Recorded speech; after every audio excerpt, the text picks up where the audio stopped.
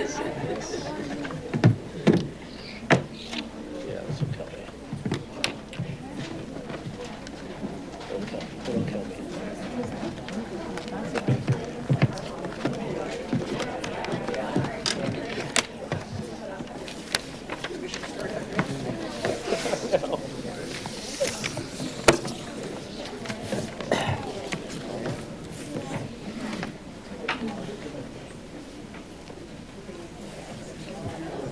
Corner there? Can I go to the corner?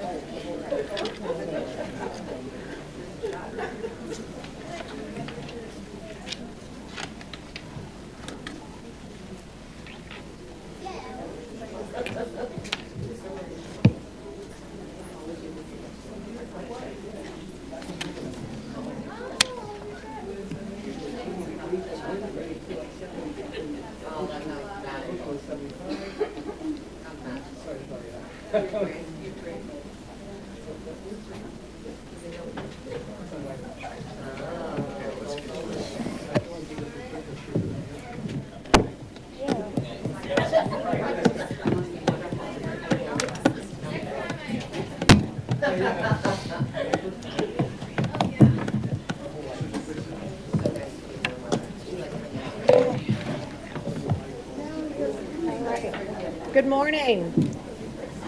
Good morning. Good morning. All right, that's a little better. It is a good morning, and it's today the first day of spring? Tomorrow, that's right. The 22nd, 21st. Listen, I don't know what day it is, but I'm here, and thank you for being here. So we're going to call to order the March 19th, 2026 meeting of the Board of Commissioners. Note the presence of all three commissioners, and I'm going to ask Sarita to lead us in the pledge. Sorry to put you on the spot, but if you could stand and lead us in the pledge.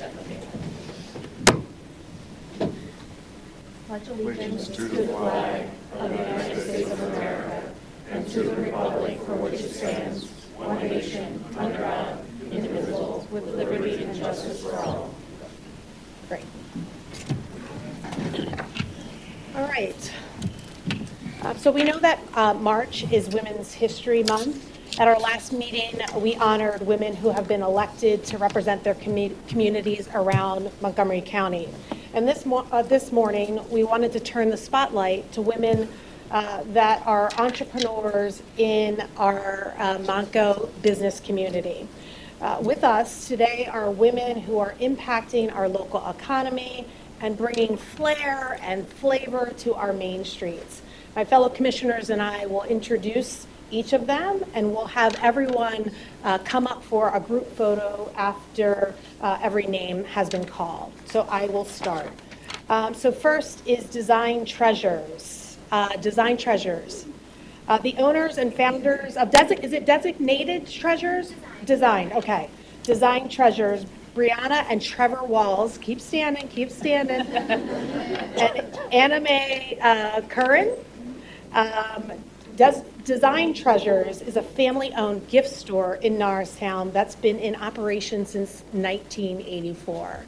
So thank you for being here, and let's celebrate Design Treasures. It says designated here, but design. Yeah. All right, and next up is La Radiance One Salon. Lorraine Douglas, owner of La Radiance Hair and Wellness Salon in Lansdale. We heard a little bit about your salon in the back room. You are doing health and wellness tied to hair styling and care. So 10 years in Lansdale, correct? All right. Well, let's give Lorraine Douglas a round of applause.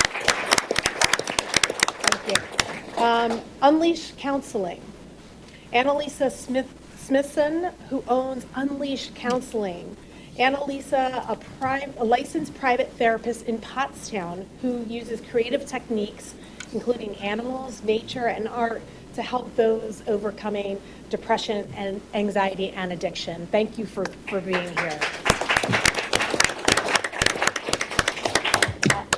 It Takes a Village. Sarita Lusain, who I went to Norristown Area High School with, owner of It Takes a Village. It Takes a Village supports working families with reliable, structured after-school programming here in the Norristown area. Let's celebrate Serena. Be Well Apparel, Amanda Phillips from East Norton, the best Norton, I must say, the owner of Be Well Apparel. Be Well is an online retailer specializing in adaptive apparel that's designed to make everyday life more manageable for those living with chronic illness and ongoing medical treatments. Thanks for all that you do, and let's celebrate. And then Holistics Coaching and Consulting. Whitney Hallman, founder of Holistics Coaching and Consulting. And remind me your daughter's name? Joy. And we have Joy here. Hi, Joy. Can you say hi to everyone? Okay. Whitney, who is from Pottstown, helps new parents, I wish I would have had you 5 years ago, navigate life with an infant. Her goal is to make the postpartum experience easier through mental health, advocacy, parental leave coaching, workshops, and integrative wellness. Thanks for all that you do, and let's celebrate with you. And Joy. So I'll turn it over to my colleague, Commissioner Makija, to recognize a few women entrepreneurs. Thank you. We just got to meet everybody beforehand. I'll just briefly reiterate, it's inspiring to see all the amazing work that you're doing and how much you're contributing to all of our main streets. As Mr. Winder said, flair and flavor is something we appreciate and all of our residents appreciate. So I'm going to recognize 5 of the great women-owned businesses here in the county, starting with Copiway Chilean Bakery in Ambler. So this is Cote, Tapiam, Amiki. Thank you. Cote has brought an incredible selection of traditional Chilean pastries and cakes to Ambler. It creates a place where neighbors can find community and culture. And I'm just going to hold up one of those pastries, which looks amazing. As you can tell, everybody wants to try this. I don't know who I'm going to give this to. Maybe one lucky winner in this room will get it at the end of the meeting, if you last. Next up, thank you, Cote. Thank you. Next up is King's Collar. Nancy Gold is here. Nancy is the owner of King's Collar Shirt Makers in Lower Marion Township. She's been nationally recognized as a master shirt maker and founded King's Collar in 1978, which means that you are on your 47th year operating right here, and is the first woman to be recognized as such, as a master shirt maker. I think you said you're the first woman to be first woman in the country. Yes. First woman in the country to get into this program. And she's got a reputation for precision tailoring for people who, like our commerce director, Steve Forster, can't find a shirt that fits them because they're so tall. But maybe I got to upgrade from my Gap and J. Crew. So but thank you, Nancy. Thank you. Next is Mod India and Sudha Joshi. It's just opened about a week ago. Mod India is a restaurant that just opened in Lafayette Hill, and their first location was in Glen Mills. So congratulations, and I look forward to visiting. Next up is Lillian Oak Wellness Spa. Ko Chia is the founder of Lillian Oak. Please welcome Ko. Rose in Haverford just took over the business a year ago, and she's got a skilled team of licensed professionals providing treatments and wellness services where clients feel informed, confident, and cared for. So thank you, Ko, for your leadership here and supporting. Finally, for me, is Sweet Ashley's Chocolate and Connie Lawson, Limerick Township. Connie also is a member of the Limerick Board of Supervisors. And I just want to say, Sweet Ashley's is one of my go-to chocolates to thank people because they're always very happy and very annoyed when they've finished the entire box that I've sent them. But Connie pivoted from working in the pharmaceutical industry to creating quality handmade chocolates like their signature Schuylkill mud, which we're all familiar with. But congratulations and thank you, Connie, for I'll just make one final point. I think it's, amazing to see kind of you pivoted from pharma to running a small business. And we often don't recognize that while we have a lot of big businesses in Montgomery County that employ tens of thousands of people, small businesses are always the majority in terms of who's creating jobs. So that's something that we think about in our Commerce Department and all the ways that we can support you. So we look forward to seeing you all thrive and being there to help in whatever way you can. Next up. All right, well, thank you. As my colleagues have said, this is an amazing month when we're recognizing women. I think that we should be recognizing women every month. That's my personal feeling, but we're really excited to see everyone here today. This is a great tradition that we started last year, and we're growing, and it's the type of business, women-owned business that we have here today across Montgomery County just shows how diverse our county is and all the different types of small businesses there are. And I've mentioned before, I was a small business owner as well at one point. And I know how hard it is running your own business, and people don't, when you're in a small business, people don't realize you never turn off. You're going 24/7. You're always thinking about your business. You're dreaming about your business. You go to sleep at night, you're just thinking, dreaming, everything. You wake up in the morning, first thing you're thinking about is your business. And it's a dedication that is unique to a lot of individuals. But as Commissioner McKeisha said, majority of our businesses throughout the United States are classified as small businesses. They are the heartbeat of our country, and it's amazing to see you all here this morning. So I just want to start off. Unfortunately, my Therese Brittingham, who was on her way, I don't know if this is in the order, but she texted and she hit a pothole on the way, and her tire went. A pothole in Pennsylvania, who would think? Right? It's not like, how could you not hit a pothole in Pennsylvania? But unfortunately, not a county-owned road. it wasn't a county-owned road. I won't say which 422 road it was. Oops. But she was very disappointed that she wasn't able to make it, so she hit it, and her tire went flat. So she was standing on the side of the road waiting for a flatbed to come and get her. But she is the owner of Keller Williams in Collegeville. I know that she has an environment where the way Keller Williams is set up, it's like a hub for real estate agents, and she has within her hub throughout Montgomery County over 300 agents, as well as having an operation in Atlantic City as well. So she's doing a phenomenal job and a great leader within the community. Also, we have Ava DeFlora. She's based out of Norristown. She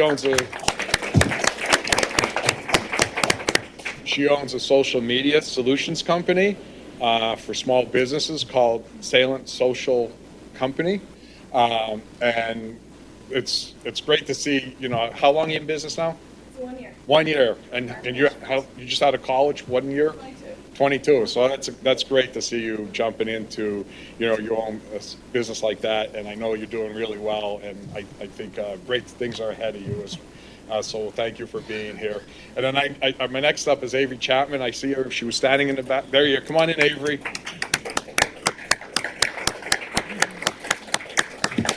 Avery is the owner of Sips and Berries, and it's an incredible smoothie shop in Harleysville. And you do breakfast and lunch, and you have all types of smoothies and other offerings.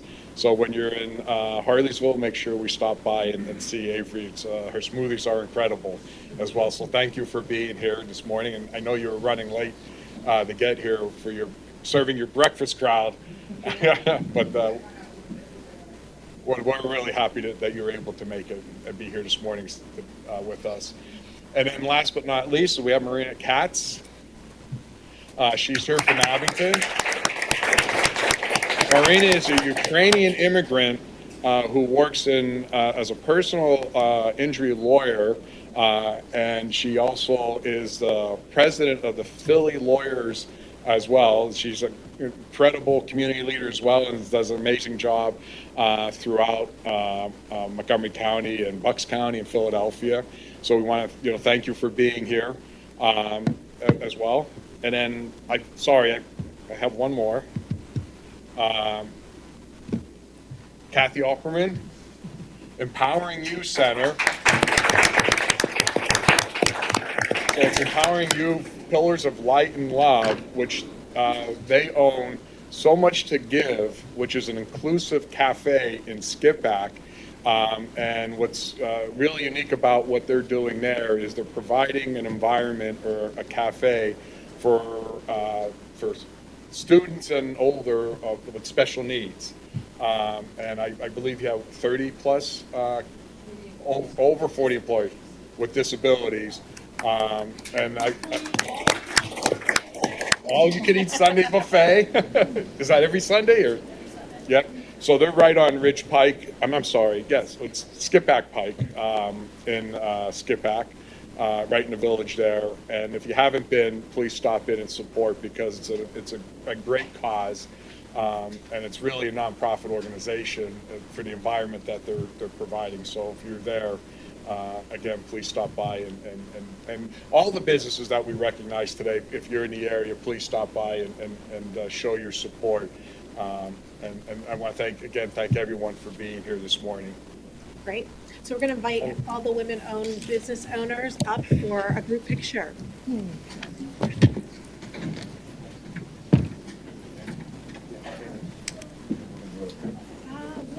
There's a lot. So we can maybe. How do you want to handle? Some down here, some up here. Two rows, some down here, some up here. How are you? Nice to meet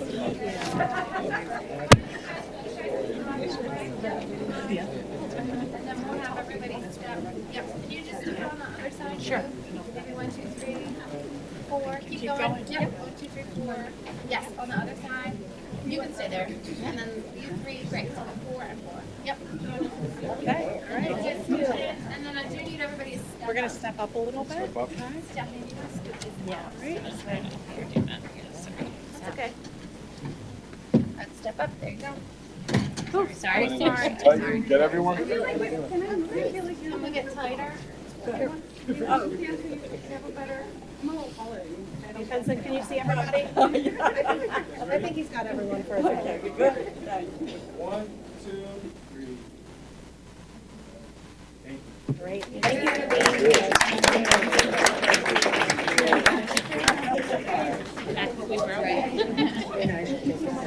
you.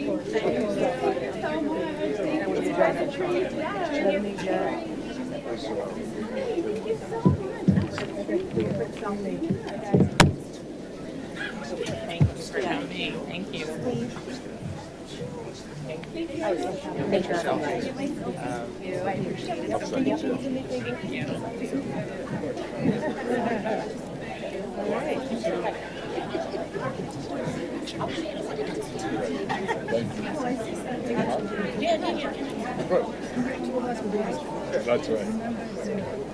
Yep. Awesome. Thank you so much. Thank you. Oh, yeah. Can you get in the middle?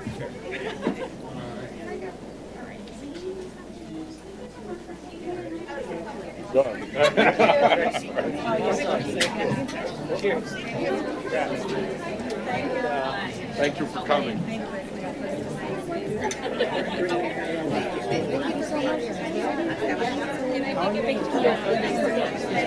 you so much. It's so nice to meet you. All right. The lady that is our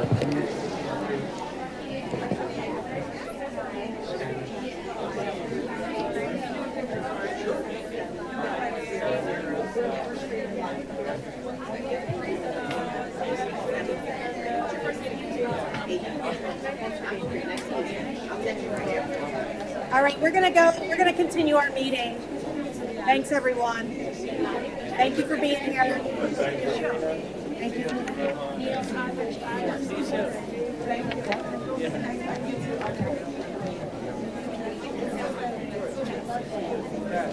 That's my son.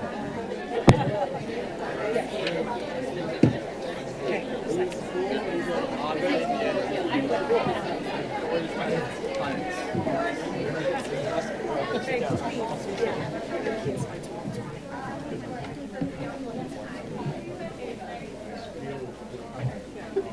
right, we're gonna continue. Just a few more things from me. I'd like to welcome Mark Wheeler. Is he here? Mark Wheeler is our new Chief Information Officer to the Monco team. Mark has a strong track record leading innovation in data governance and AI integration in both the public and private sectors.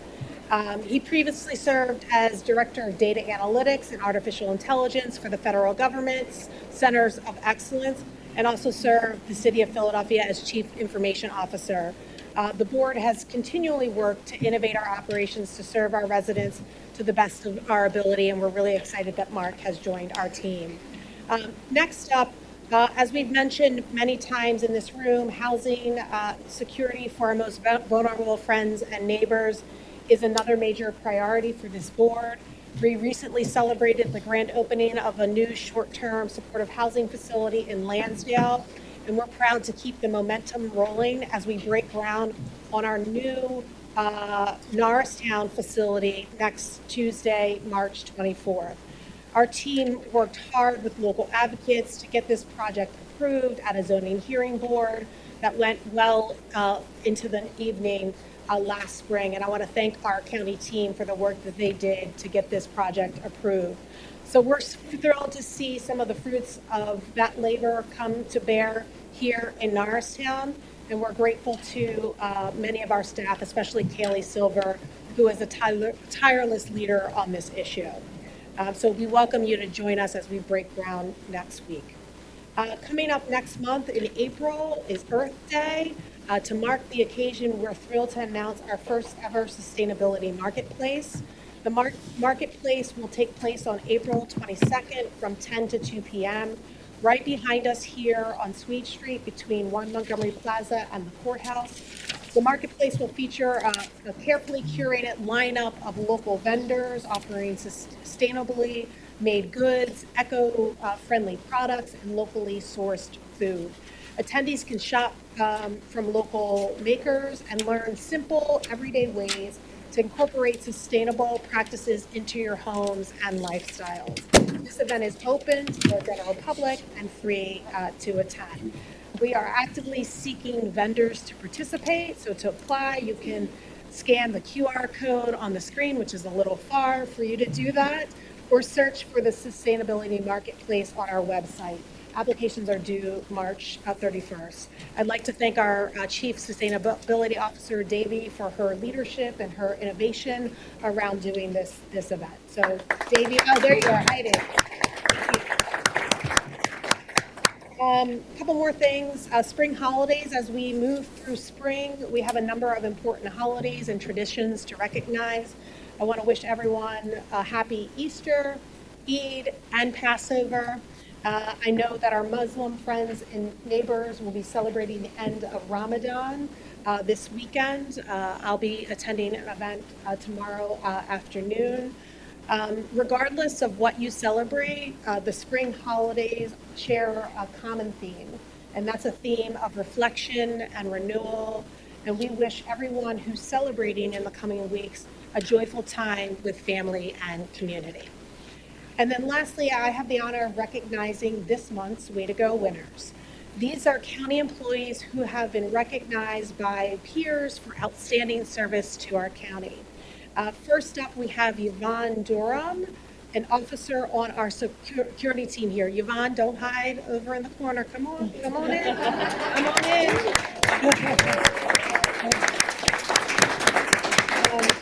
Yvonne's colleagues say she's great with people. She brings positive energy to her colleagues and the general public every day that she comes to work.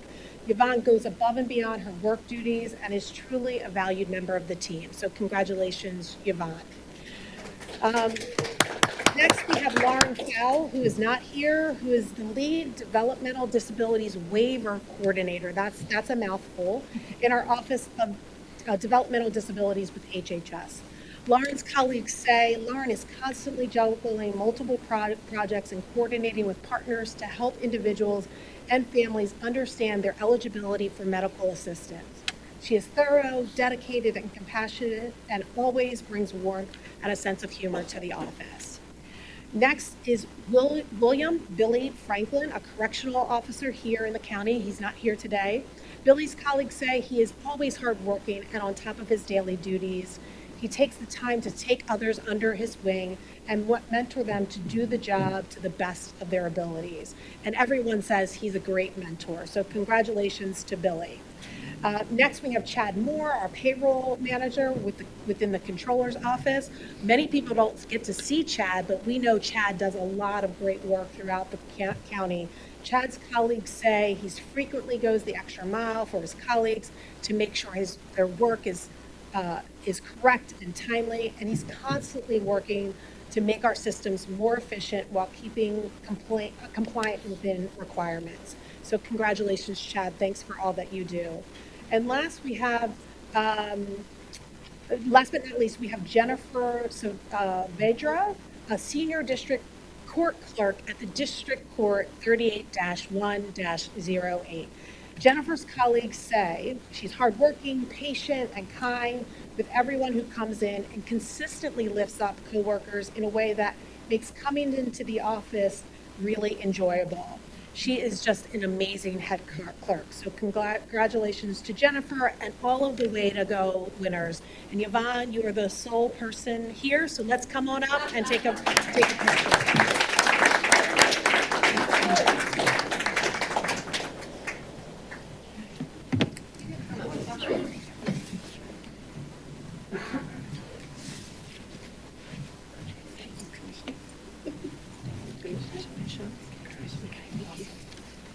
All right. 1, 2, 3. Thank you.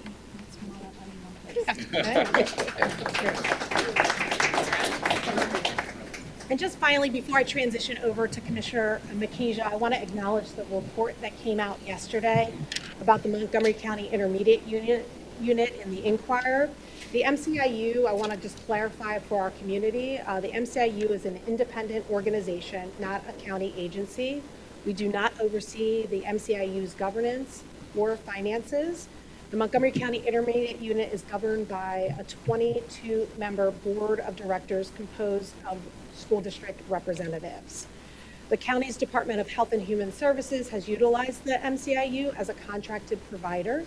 We would be concerned by any reports of alleged misappropriation of funds by any provider.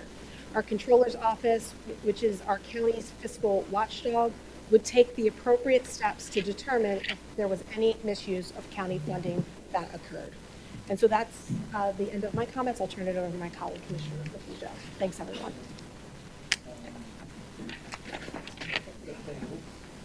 Sorry, just trying to.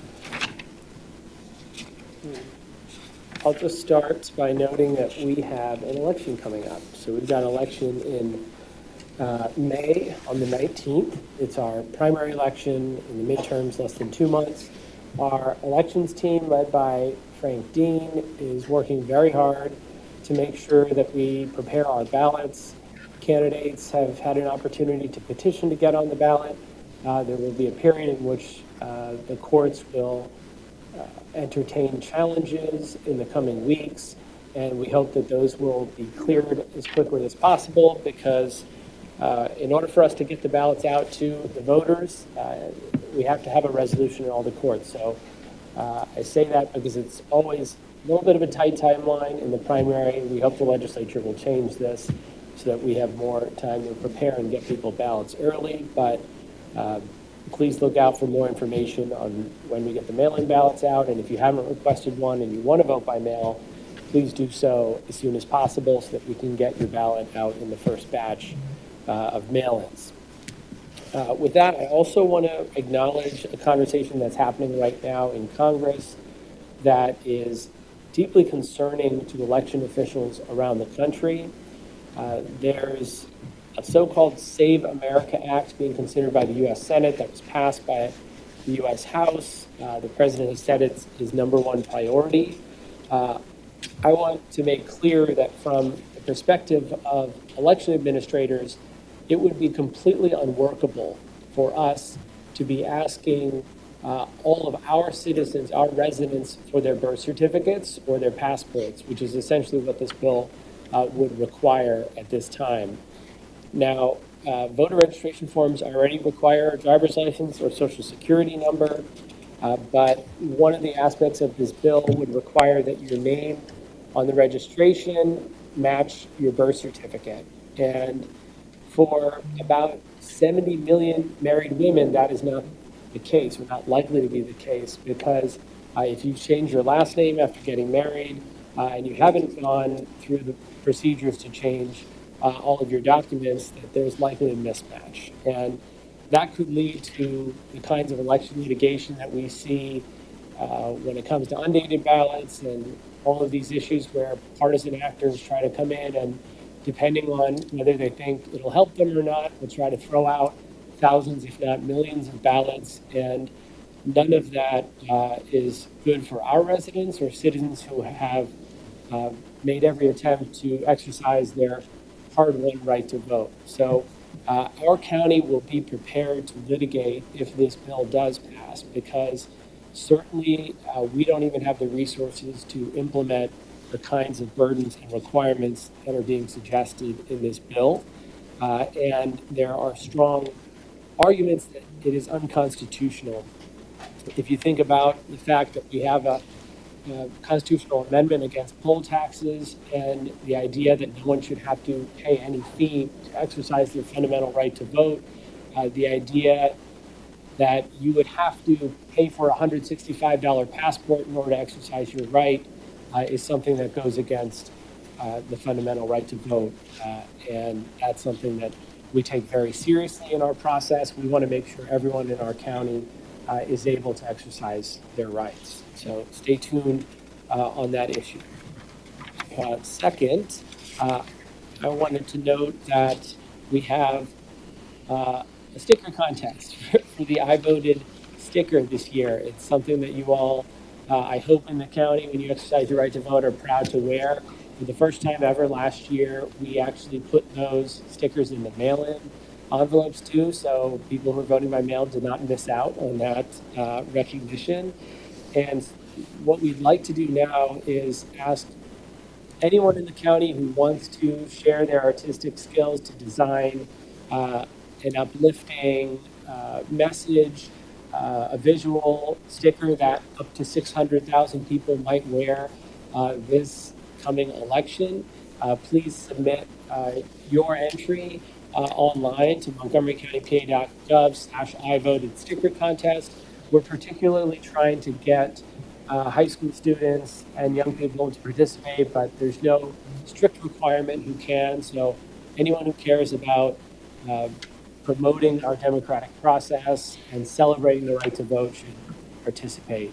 And we'll see if any of us up here have some design skills, but I think we'll probably disqualified from being the winner of that contest. But second, I want to note that there's some great work happening to address housing affordability in the county.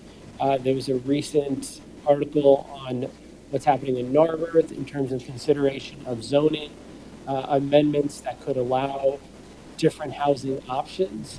And I live very close to Narberth. I'm not a NARB, I'm considered a NEARB, but it's a very contentious, you have to be very careful how you refer to yourself. But it's, when you walk down Haverford Ave, which is a main street in Narberth, there's still storefronts that are shuttered, and we want to see main streets across the county have great small businesses like the ones that we all just honored today. And part of that is making sure that there's a base of support for those businesses, including people who can live and walk to the main street, and that involves creating more housing options. So I want to commend all the borough council members and the mayor of Narberth for working on this issue. And there's a lot of great steps that have happened around the county, including in Ambler, in Conchie, around SEPTA stations, using SEPTA property to support transit-oriented development. And want to continue to commend all those officials that are working to address the cost of housing, which is one of the top issues facing residents across the county. And finally, to echo Commissioner Winder on the holidays, whether you're celebrating Eid, Passover, or Easter, want to wish you all happy holidays in the coming weeks. And although they're observed in many different ways across faiths and traditions, these spring holidays are really bound by enduring themes of renewal and hope, which are important for all of us. So with that, I'll turn it over to my colleague, Commissioner DeBello. Okay, you guys covered a lot, so let's see. I'll go through just a couple other things. This week is Agriculture Literacy Week, which is all about trying to help kids get a better understanding of our food system. So there's many reading events that occur throughout Montgomery County. And I know Commissioner Winder and myself, and I'm not sure if Commissioner McKeisha read it at all this year or not, but we tried to get to several schools and read to the students, and they're usually really good books about the food, different parts of food and learnings of food and all that. So it's a great opportunity for us to support agriculture throughout Montgomery County and beyond, and also the importance of understanding food and good food and all that stuff. I know, Commissioner White, you were reading at Paul Fly Elementary School this week. Yeah, the book was hard this year. Was it? It was, I mean, they said it was a little bit of a tough one, but it was good. Yeah. Well, unfortunately, I was supposed to read yesterday, and I got tied up in another meeting, but I know Ann Gruber from our planning commission. Is Ann here? Is she here anywhere? No? And Kim, my assistant, stepped in, and they carried the torch and read to the students, and they had a lot of fun doing the activities and all that. So I want to thank them for going in my place and continuing on with what we're trying to do in Montgomery County and support these programs. It's always a lot of fun. Other thing is, Monco, I want to do a big shout out to our Montgomery County Public Safety. I want to highlight a couple county resources that many may not know about. Our Department of Public Safety operates both a hazmat team and an urban search and rescue team. Each team is composed of about 30 highly trained responders who serve as resource to our municipalities when dealing with unusual and complex emergencies. In late February, our hazmat team spent over 3 hours supporting first responders in the Pottstown borough with a major gas and carbon monoxide leak. And just last week, our urban search and rescue team assisted with a horse rescue in the Woodpayne Township. Both teams train hundreds of hours every year and are on call 24/7 to keep Montgomery County safe. And they're always ready to go when we all were preparing for the big storms that were coming in. And we're lucky in Montgomery County. I think we fared out pretty well. But they were on call and they were ready to respond quickly if needed. So we want to shout out to them as well. And, as mentioned, we have several spring holidays coming on, and I know we're all waiting and anxious for spring itself. And it teased us last week when it got warm, but then it got cold again. But we're really looking forward to spring and all we're looking forward to all the holidays, with Easter, Passover, and Eid coming up. I want to wish everyone happy holidays.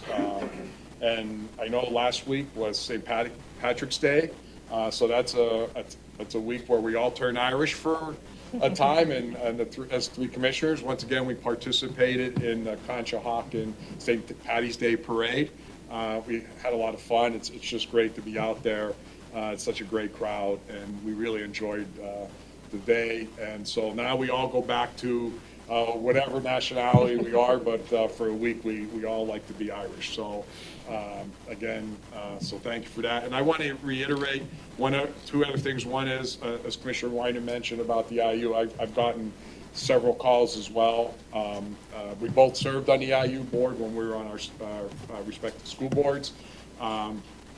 They do a lot of great work there, but as mentioned, we don't have any oversight with what happens at the Montgomery County IU, and whatever spending has occurred there, I'm sure will be reviewed by the IU board, which is made up of one representative from each school district in Montgomery County, which there's 22 school districts. So I know that more will come out, I would suspect, in the near future related to those expenses. But again, as a county, we have no oversight, no power or supervision of what happens at Montgomery County IU or any of the school districts throughout Montgomery County. And lastly, I know Commissioner McKeisha brought up about the STAVE Act that's being debated in Washington right now. Two things. One is that it's a lot more than just associated to voter ID, which probably 75% or more of the country supports and wants voter ID.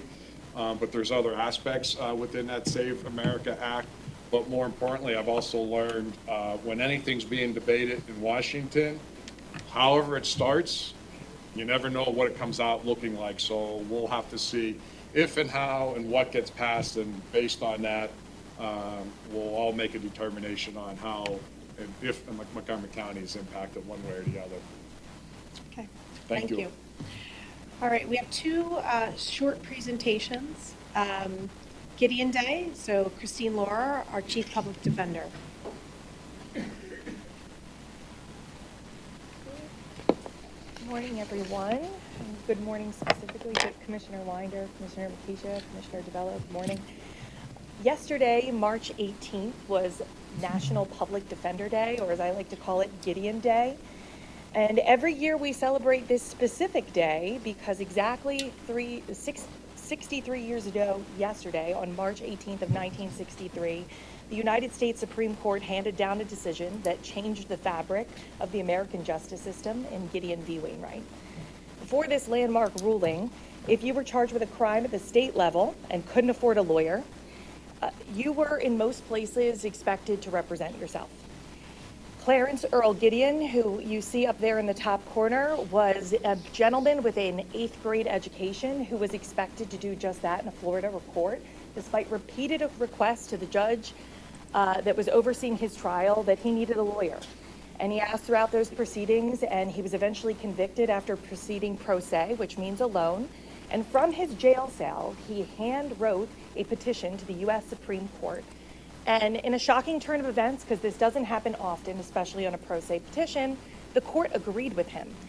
They evaluated his request, and they decided that that Sixth Amendment right that was passed in the 1700s, in fact, should apply to the states through the 14th Amendment, and created the modern public defense system.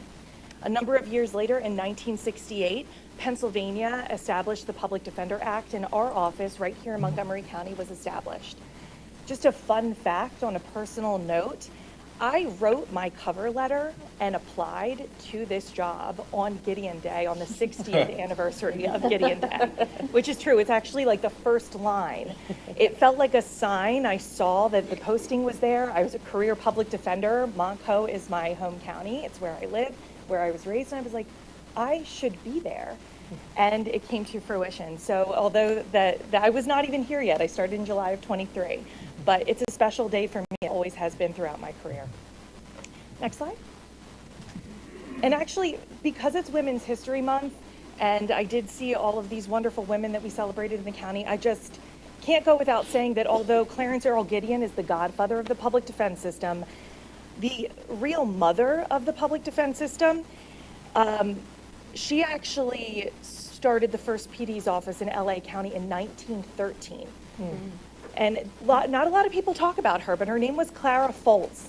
And well before Gideon, well before anybody was talking about this, one of the first female lawyers in the country, Clara Foltz, saw a weakness in the system. She saw a very well-funded prosecution. She saw people being taken into court and convicted and jailed without any help.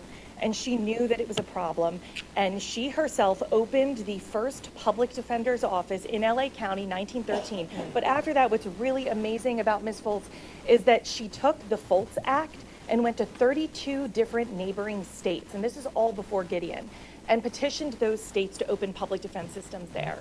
So a lot of our early public defender offices were thanks to Clara Foltz, a groundbreaking revolutionary woman.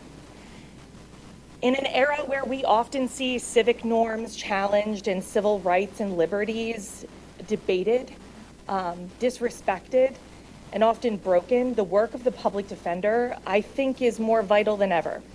We are, in essence, the boots on the ground for the Bill of Rights. We are among the last true constitutional lawyers who stand up in courtrooms every day and advocate for the rights of citizens, ensuring that the government is held to its burden of proof. Next slide. And this brings me to something really monumental that we've done right here. Montco is really part of history, and I say this pretty much everywhere I go because we did something that was historic in this state. In the 2024-2025 cycle, this board made the decision to look at data and to apply the National Public Defender Workload Study and directly affect staffing in our office. It was totally historic. It was monumental. It has come to fruition, and we are seeing the fruits of that decision in the courtrooms right now in Montgomery County. I want to thank you again for that decision. By doing so, you didn't just invest in a department or in some employees, you invested in the integrity of our legal system here in the county, and strengthened the constitutional protections that our residents enjoy. So thank you for that. Next slide. When we speak, this is my staff, by the way, yesterday. Most of them, we're not all there. It's tough because we were in court, but you have our adult units, our juvenile delinquency unit, our child advocacy unit that represents dependent kids in the system. We are doing really, really great work. We celebrated yesterday our social service advocates. It is also National Social Workers Month, and we celebrated that on Tuesday. We celebrated them, our investigators, our administrative support staff, our lawyers. It is a team operation. We are really proud of the work we do. When we talk about Gideon's promise in our circles, we often talk about how it's unfulfilled. It started as an unfunded constitutional mandate, and I would be remiss if I didn't say that it was just last year that Pennsylvania joined as the 49th out of 50 states to put any state-level funding towards public defense. We are still, it's been a centuries-long battle to get towards a more equitable justice system. We are still so far away. A recent NYU study said that to fund public defenders throughout the country, so like all 50 states, there would need to be about $128 billion spent, and we're only spending across 50 states about $6 billion. So we are far away from where we should be, but we are taking steps in the right direction, and that's really how I would like to close this, to thank you for your leadership, for your support and your advocacy, and for showing and demonstrating, not just in word, but in action, that you are willing to guide us towards a more equitable system. Thanks for having me. Thank you. You know, I almost forgot that we did make that investment. It feels like it was forever ago, but didn't forget. just want to thank you for thank you for your leadership, and grateful for the team that you have assembled. There's folks that have been there for some time, folks that you've recruited to come here, and they're doing really, really important work. And I know that it's long days, long hours, sometimes a very thankless job, working with some tough populations, but I'm glad that you're leading the team to do it. So thank you for being here, and just wanted to acknowledge you. Commissioner. Thank you. Okay. Thank you for your leadership and, yeah, leading a team that's doing extraordinary work and setting an example in the Commonwealth. And it's very clear that, I mean, to get to the point where we did support the proposal that you recommended took a lot of work and diligence in terms of actually explaining to all three of us, what it meant, the standard that we would be setting. And so that's credit to you for moving us to a place where that made sense. Thank you, Commissioner. I appreciate that. Great. Well, thank you, and we're always asked, why we have public defender's office and why we funding it. And I think it's important for you to, when you came here today and talked about it, and it's because everyone is has a do-right process, right? They have that, and, we have to provide that for as a service, and it's a very important service from a county perspective. So I want to thank, for everything that you're doing and the whole department that's doing, and as mentioned, we were able to finally get, to a point where the department is getting, what having the necessary resources in place. So you guys, you're doing amazing work, so thank you for everything. Thank you, Commissioner. I appreciate I just want to call out just like something as simple as like your case management system. Like the way you were doing it before was so archaic and it was wild, right? And inefficient. And so like you did really make the case for not only the people investment, but just systems and tools that better enable your employees to, to do their best work. Absolutely. So, And thank you for that, because Yeah. the case management system has been life-changing. good. So Well, thank you for being here. Thank you, guys. Next up, we'll acknowledge another important group in the county. This month is National Social Work Month. Vera, Deputy Administrator, Office of Mental Health, thank you for being here. Absolutely. Thank you for having me. Good morning, everyone. And thanks for inviting me to talk about March as National Social Work Month. We want to briefly highlight the incredible work social workers perform across Montgomery County. Next. This is not just about recognition. It's about understanding the impact these professionals have on our residents. This year's national theme is Uplift, Defend, and Transform. And in the words of the National Association of Social Workers, NASW, the theme honors the prime mission of social work profession: to enhance human well-being, meet the human needs of all people, and put special attention on needs and empowerment of people who are vulnerable, oppressed, and living in poverty. To understand why this recognition is important, let's take a quick look at the impact social workers have. There are over 810,000 social workers across the nation. And I'm going to guess that everyone here in some way or another has probably been impacted positively by a social worker.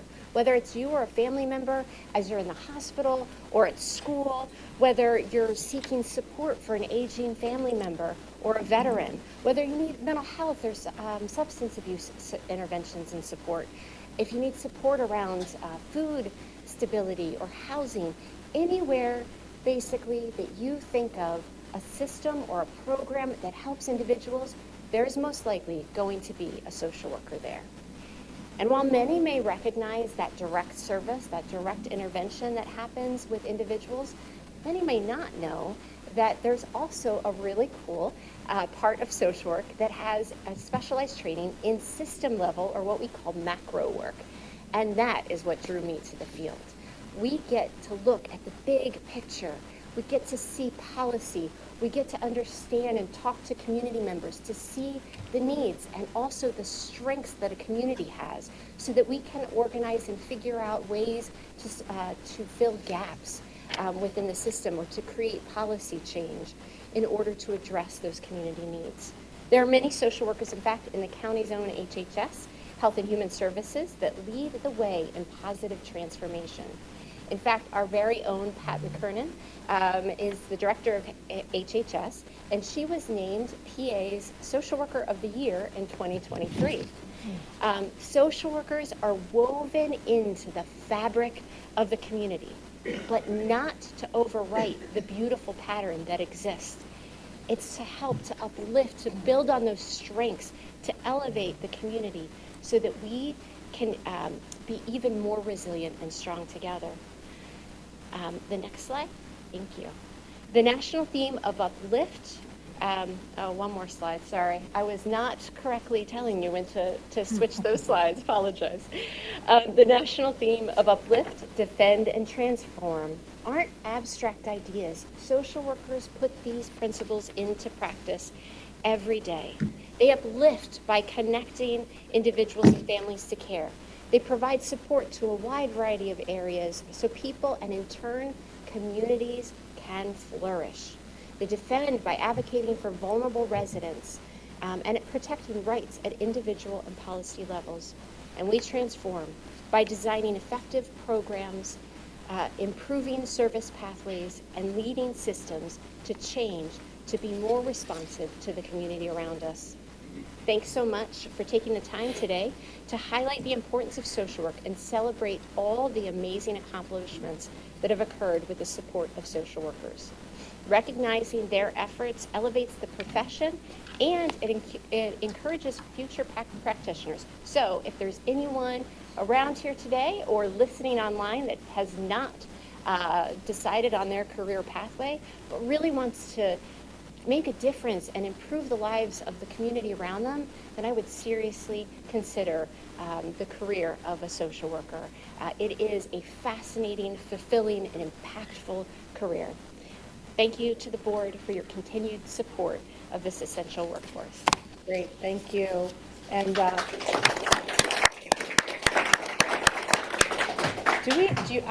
this is probably a trick question. Do you know how many social workers we employ in the county? We actually have 64. 64. Yes. Great. Well, we are grateful to you and all of them. Sorry, I'll get it.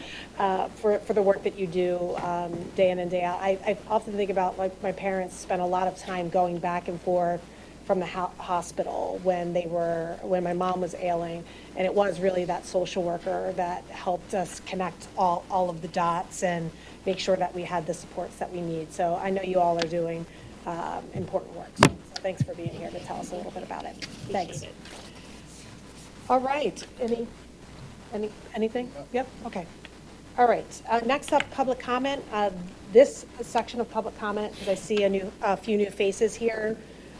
Limited to 3 minutes, and speakers must comment on items that are appearing on today's agenda that the commissioners will consider at this meeting. So that's items E through K.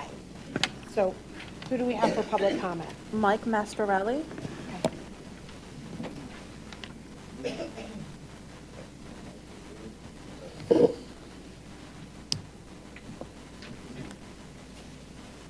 Good afternoon, Commissioners. Thank you. Yeah. Just state your name and where you're from. Mike Mascarelli, Conshohocken, Pennsylvania. Okay, great. You're probably looking at the one person in this room that may be 10 times worse than Hitler. We have a situation that back in the beginning of the 2024 election, if we know that 6 million Jews were exterminated. Mr. Really Mascarelli, quickly. does this relate to anything that's Yes, it being does. acted It on by does. the board It does, today? sir. Can you identify what that is, Here's my issue. We have a situation where on March 5th, this commission indicated a resolution that says Mr. we would not. Mr. Mascarelli, is there something on today's meeting? There's a Yeah, general it's public an comment act- later for it general has a reference matters. to a award of contracts for ICE. That was March last, fifth. that was last meeting. So we'll hear what you have to say. You'll have your Okay. full 3 On minutes, March- but we'll do that in the next public comment section, okay? If you don't mind. Yeah. So I can just basically say, March 5th, you passed a No, resolution? no, we're going to have you sit down. General public comment And you- section then you where can you share can what you need discuss to- that matter. Okay. Thank you. Next up. Joe Rooney. So are you. Okay, we're not going to do that here, Don't sit there and call me names. okay? Sir, please, Joe Rooney. Mr. Rooney. I got you. I'm going to ask that everybody keep their comments professional, calm, say what you need to say. Go ahead, Mr. Rooney. Joe Rooney, I live in Abington, and it's item B1. First, Tom, I apologize for what was just said, that's uncalled for. We hear a lot about affordability. B1's about buying 5 vehicles for the DA's office. So I don't exactly understand why they have to do that. That's neither here nor there. But there's 3 vehicles, a Chevy Traverse, Chrysler Pacifica, and Dodge Durango. First question is, how come we have to have 3 different kinds of vehicles? The second one is, I looked online, this is $210,000 roughly for the thing. And that's about $40,000 to $45,000 depending on the vehicle. And the MSRP, if I look it up online, is less than that. So maybe there's some special equipment because it's government purchase, I don't know. That's not explained as far as I could tell. But we talk a lot about affordability. We talk about how the county's increased our taxes from 2020 to 2026 by 55%. And look how the last 2 presenters had all this manpower increase and these different workers. So maybe we could buy some slightly used vehicles at about 50% of the cost. I just looked up online a few of them. So I don't know if anybody looks into that or not, but everybody knows the day you drive a new vehicle off the lot, it's a used vehicle and it loses about 10% of its value. So you can buy some 2023 vehicles for basically $20,000 to $25,000, and they all have 26,000 miles, 34,000 miles, and anybody here would probably look at that.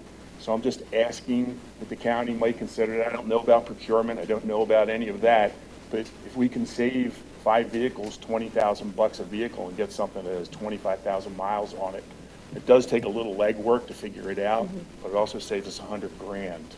And it's just a suggestion as we hear about affordability, and everybody's paying their taxes right now for the federal level, and most of us have all gotten our county or township tax in also when we're all being hit by tax increases. And just for Abington Township, we have a 33% increase in our township taxes.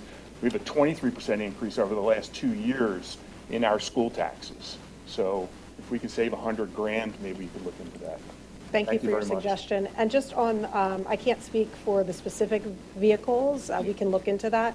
But I know for the DA, a lot of his vehicles are customized for the detectives. So they're not just like off the lot vehicles, but we'll look, good suggestion. Thank you. Next up. David Morgan.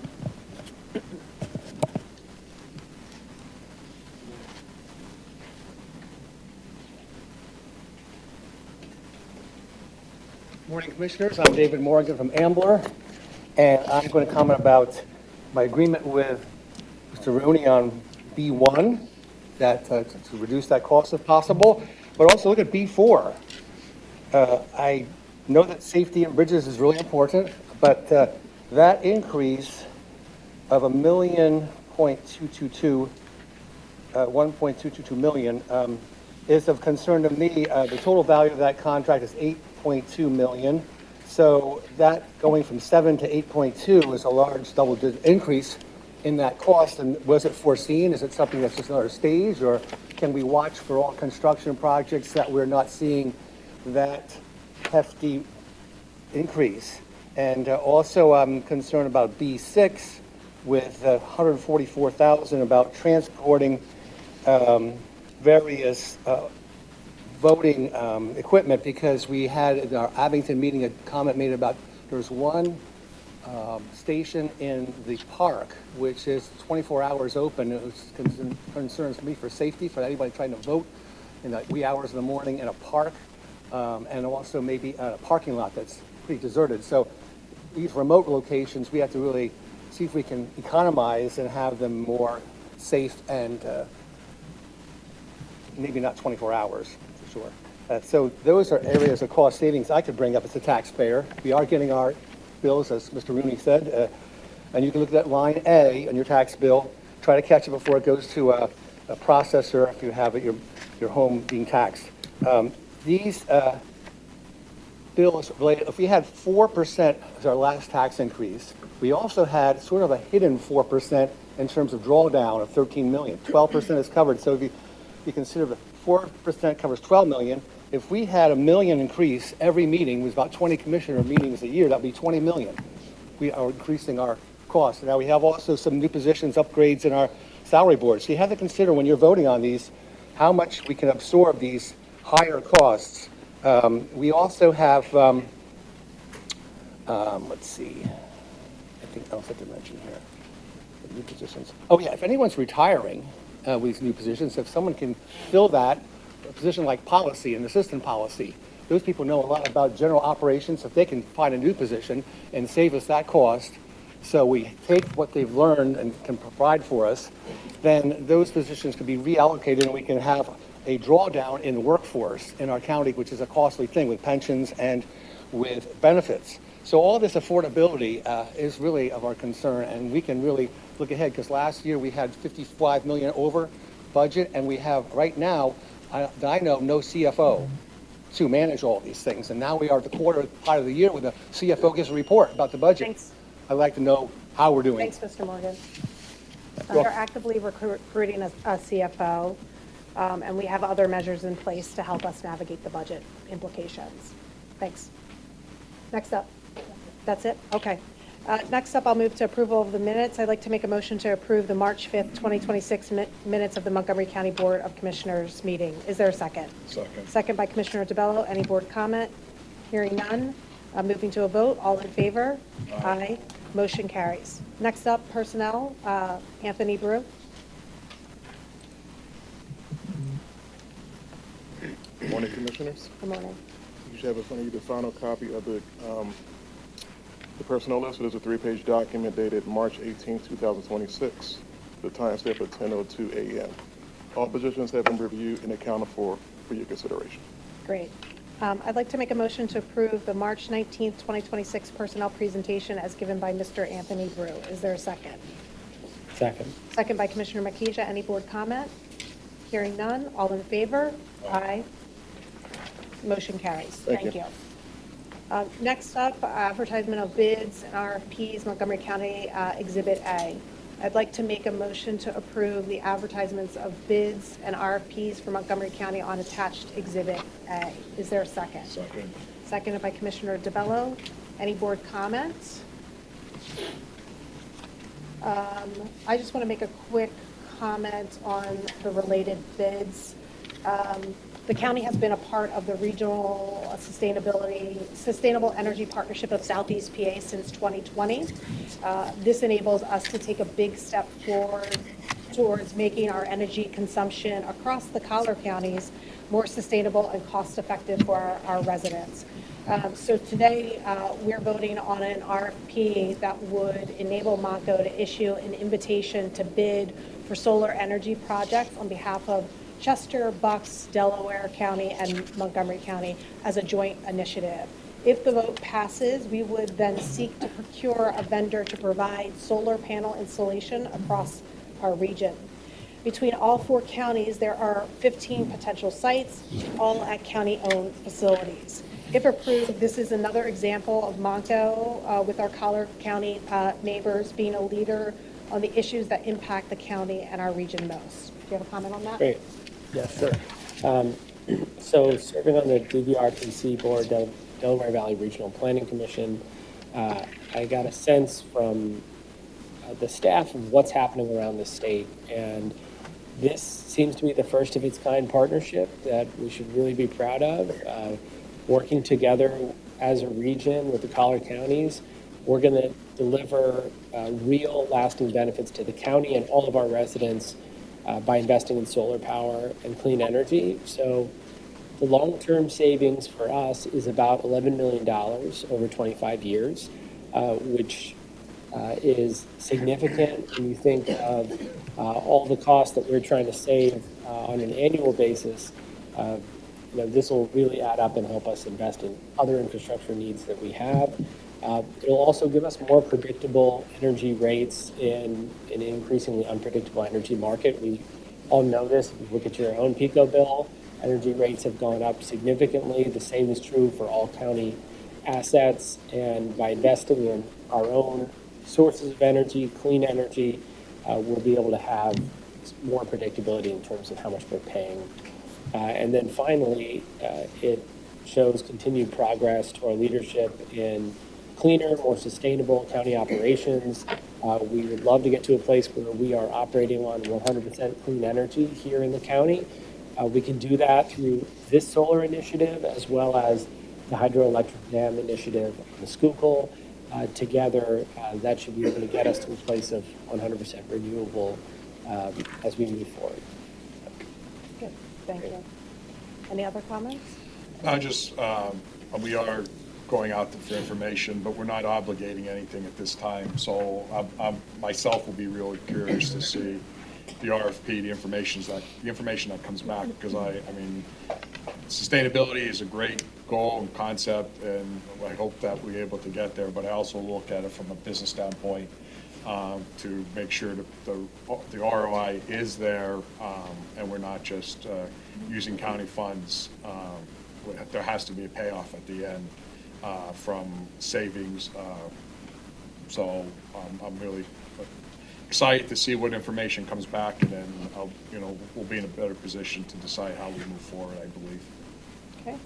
And one more thing on item 3, there's a recycling center RFP. So that, this RFP, this would create a pathway for Montgomery County to build its own recycling drop-off center, something our residents across the county have asked for and wanted for a very long time. You see a lot of our state reps and municipalities have recycling events. We currently offer 6 household hazardous waste collection events each year, and the demand continues to be incredibly high. So this would provide one location where our residents can recycle a wide range of items that are otherwise hard to recycle. We are pursuing a grant from DEP that could cover up to 80% of the cost of this assessment that we're doing. So, all right, I guess that's enough comment for now. Moving to a vote, all in favor? Aye. Motion carries. Next up, awards of contract, Montgomery County, Exhibit B. I'd like to make a motion to approve the contracts, awards, amendments, and renewals for Montgomery County on attached Exhibit B. Is there a second? Second by Commissioner Makija. Any board comment? Just 2 quick comments. One is, we heard early on some comments related to some of the awards, you know, including the vehicles. I do want to mention the vehicles themselves. We're getting them off the CoStar's list, so we're actually getting savings already. We're not paying, you know, lot prices. And a lot of the vehicle replacements, this was part of a multi-year rotational plan as well. It is, all suggestions are always considered, you know, but necessarily buying used isn't, you know, as good as buying, you know, but we get savings right up front. So buying those 5 vehicles, we're not paying what you know, people going off the street to pay, because there's, if you're familiar with CoStars, that's at the state level where government agencies are able to buy different types of equipment and all through a whole bid process that occurs. So it's really great pricing. So we do take that very seriously, you know, understanding the costs and taxpayer money. And also, I know there's a couple change orders in this today associated to the Justice Center.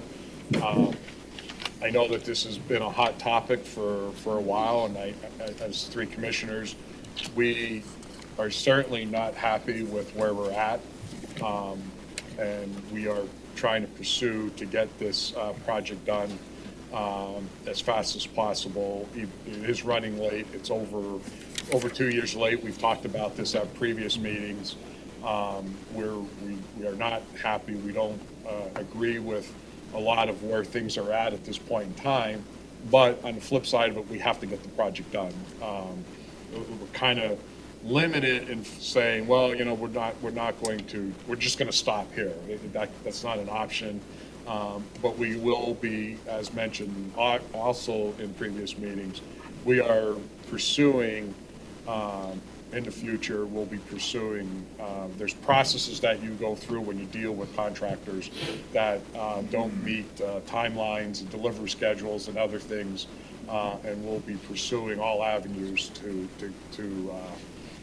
address the overruns, overschedule, and all those things as well.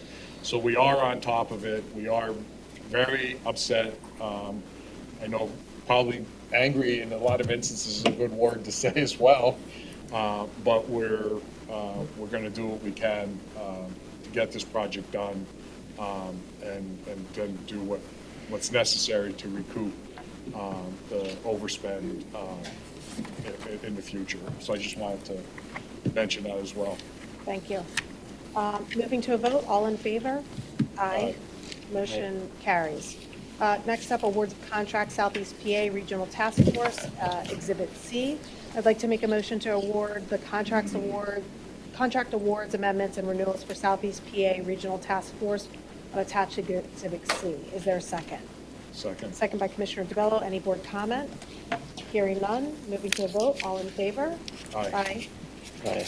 Motion carries. Next up, general public comment. 3 minutes.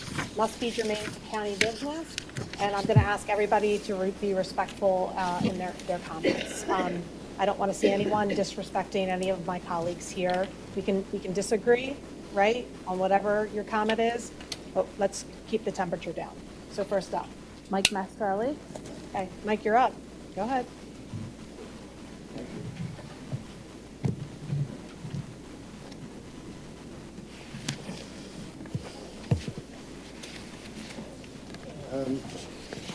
On number 6, the transport of polling to the new locations, I'm curious, it was my understanding that on March 5th, there was a resolution to not involve ICE with anything going on in the county, but I'm curious why on March 11th, they held a forum at the Montgomery County Public Safety, and I'd like to know what that involved, if it involved anything with election equipment, moving election equipment, any of that.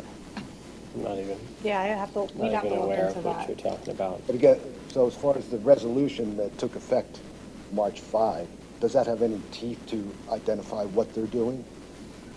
I don't know what I don't know what you're referencing. Well, again, the resolution, I believe, states that in those, that no public property for Monco could be used to support ICE.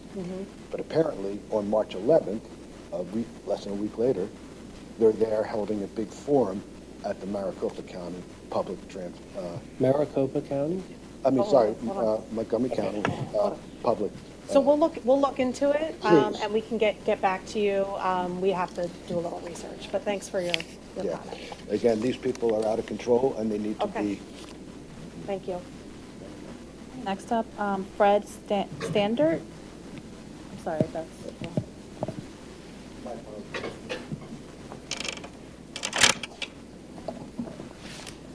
What is your first name again? Fred Standard. Okay.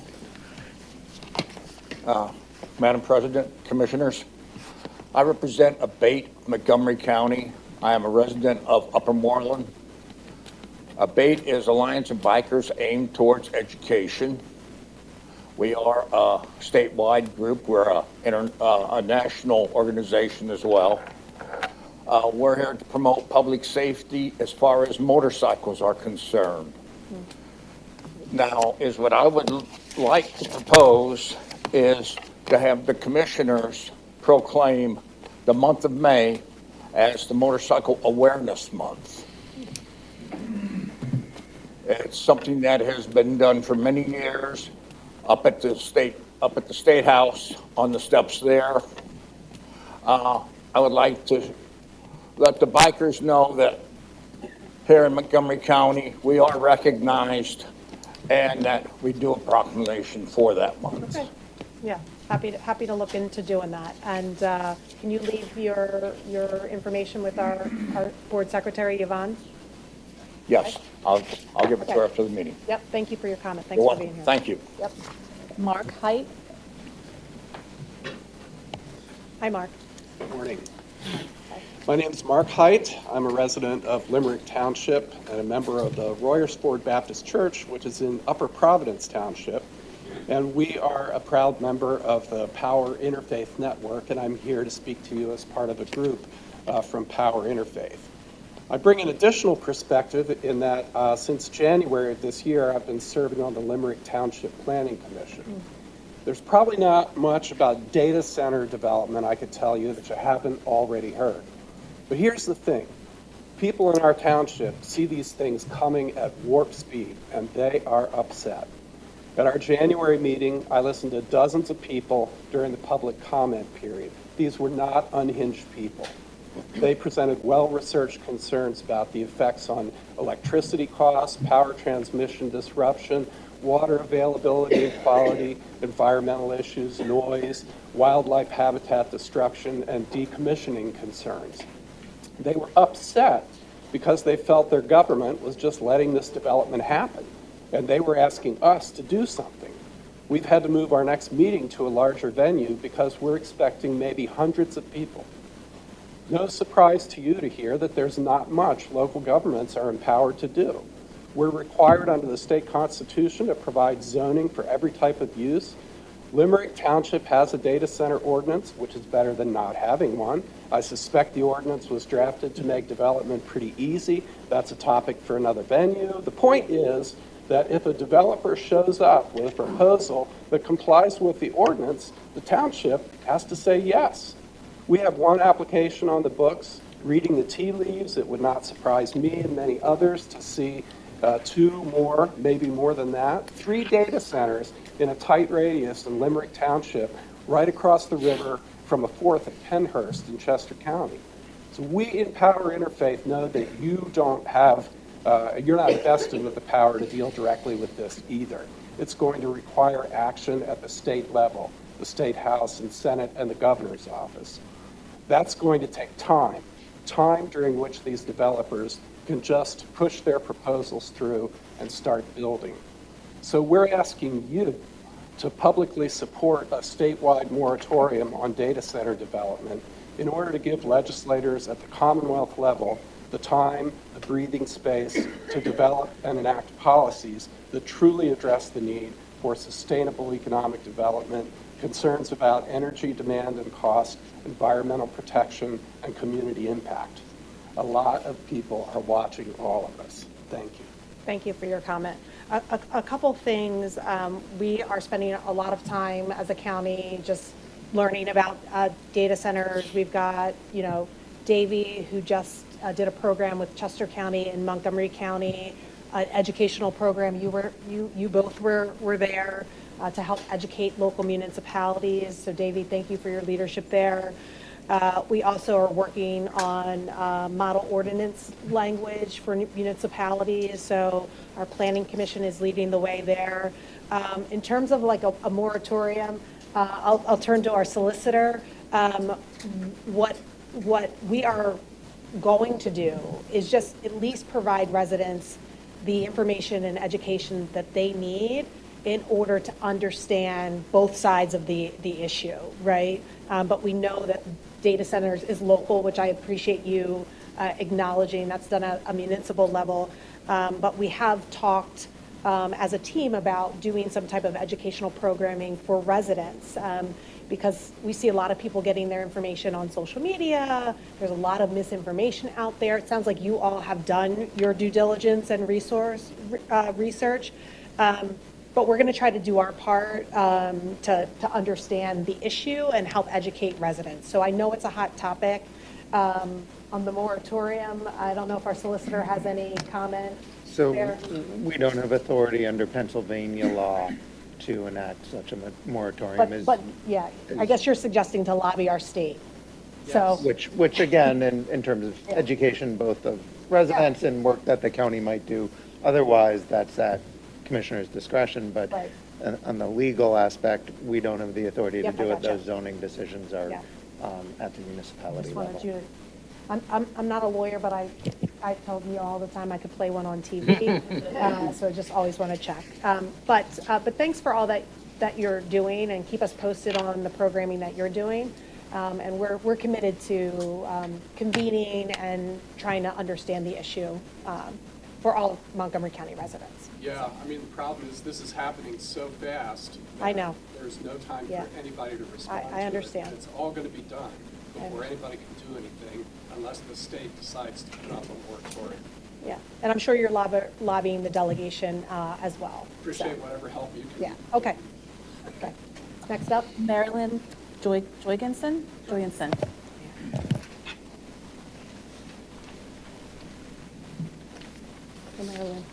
Good morning.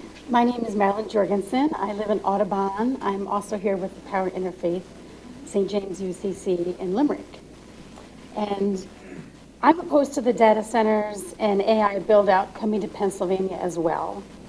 I know you just said you have limited ability, but I'm hoping that this Board of Commissioners and the state of PA will take steps to protect me and other Pennsylvanians from big tech's takeover of our communities and economy. We're all really scared, and we don't want our children to say, why didn't you do something? We don't want to become like Data Center Alley in North Virginia, one of the largest concentration of data centers in the world. Some towns are running out of water and jacking up the electricity prices by 267% since 2020. These centers use as much electricity as 60% of all households in the state of Virginia. How can we do that in Pennsylvania? We can't. We are ranked around 45th for states using renewable energy. I was happy to see that was on your agenda today. We need to invest in renewable energy in PA. South Dakota is a leader. They have 89%. Pennsylvania is at 3 to 5%. That is sad. That is really sad. We need to make an investment. I lived in Hawaii for a couple years. I had solar on my house. My electric bill went down to almost zero. I had a special switch for hot water. I had a special switch for the house. And we had tax incentives. Hawaii's at 39%. Pennsylvania, we can do much better than that. We should be concentrating on tax incentives for renewable energy, not tax incentives for big tech data centers. My main objection, though, is the effect on the climate. We'd have to use fossil fuels and water for these centers. Climate change is here, and we are not taking it seriously. We just had to dismiss school early Monday for tornado warnings. Tornado warnings. We never had those when I went to school in the 80s. What's happening? This isn't a joke. We had terrible thunderstorms last summer. To be honest, everyone's excited for spring to come. I'm not. What's going to happen this summer? Those thunderstorms were scary. We're supposed to be decreasing emissions in our atmosphere, not adding them. I'm humbly asking you, the County Board of Commissioners, even with your limited capacity, to do whatever you can to say yes to renewable energy and no to fossil fuel burning data centers. We have already breached the first major climate change in 2025. Thank you for your comment. Thank you. Susan Myers. My name is Susan Myers. I'm a registered voter in Montgomery County, and I live in Upper Frederick within a 7-mile radius of the proposed data center. I'm a member of St. James and also a member of Power Interfaith. I share the same concerns regarding the proposed massive data center in Limerick, and I'm deeply concerned about the environmental footprint with the increased use of fossil fuels, the strain on the energy grid with massive demand of electricity. There's neighbors whose rates are going sky high already without the demand of a data center. There's a tremendous draw of, could be up to 1 million gallons of water a day. We are having extended droughts now, so what effect is this going to have on our water supply? There will be tremendous noise pollution from massive generators and dozens of huge refrigerator units on the rooftops, which will run 24/7. My husband doesn't think he'll hear it, but I think I will hear this if I can hear a train whistle that's 15 miles away. I will be affected by the air pollution from the toxic emissions from the diesel-fueled turbines. What will be the impact on the property values of the surrounding homes and the businesses right across the street? The proposed site is in a rural area with an inadequate infrastructure. Will the cost of the upgrades to this infrastructure be passed on to the tax residents? These are not hypothetical problems or things that I've read on the internet. They're real ones that are occurring in the existing 71 data centers that are already in Pennsylvania, and there are 50 more proposed centers at this point. There is no regulatory framework and statewide standards. They need to be put in place to ensure there is environmental sustainability and protection of our resources, to ensure that there is grid reliability and the data centers are energy efficient. The development of clean energy sources needs to be promoted, and there needs to be transparency and accountability in the planning and operation of these data centers. Developers know that these centers are unpopular, so they're signing non-disclosure agreements so that no information is known until it's almost too late for the residents to act. This is totally unacceptable. It is our health, our lives, our families, and our homes that will be impacted. And we have a right to know what is happening and the time to react and act. So I'm asking that you support the call for a statewide moratorium and do whatever you can. I know you don't have the power to do it yourselves, but to support and have the county support the state in calling for a moratorium. Commissioner Winder, You said that you wanted to work to make Montgomery County the best place to live, work, and raise a family. And it certainly won't be that in the areas where these data centers are to be developed. Thank So you. I would appreciate any help and support you could give. Thank you. Peggy Greenfield.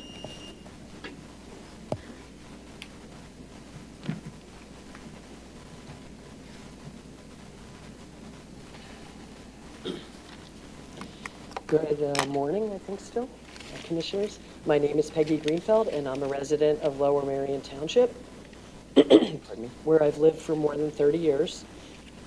My congregation is the Narberth Havarah, which is also located in Lower Marion Township and also in Narberth Borough. We meet in different churches, actually.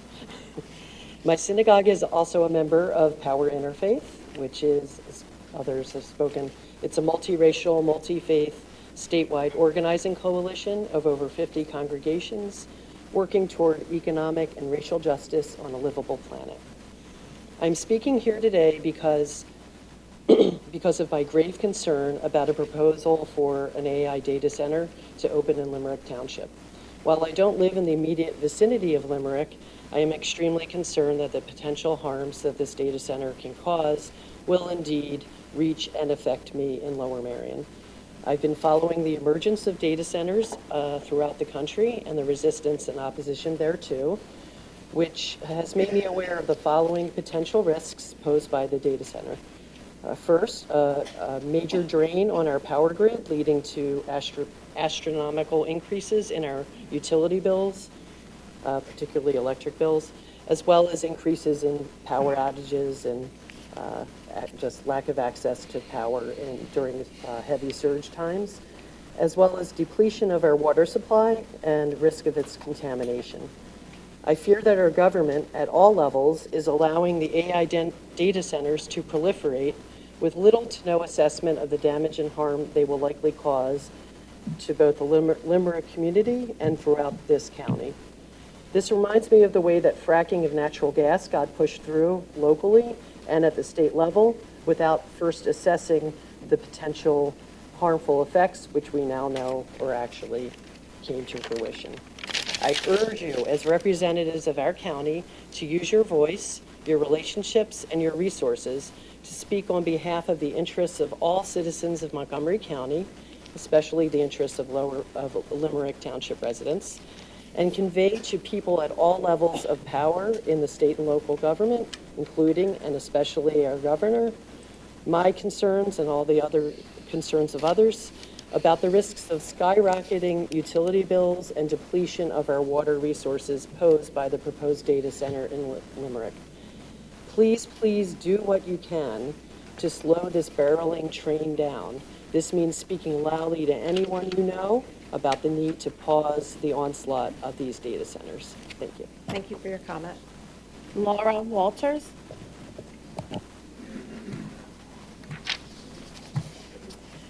Good morning, and thanks for this opportunity. I've never spoken publicly before, and I appreciate the opportunity. My name is Laura Walters, and I've lived in Montgomery County for most of my life. I lived with my husband of 61 years and a 72-year-old sister in Providence Forge, a townhouse community in Upper Providence Township. These homes were built back in the 1970s. In 2023, my husband and I purchased our townhouse, a small 3-bedroom, modest townhouse, and we totally updated it, put in new systems and energy-efficient appliances. We intended this to be our final home, but today we're no longer sure that that's really possible. The problem is the electric bills, just as we spoke of.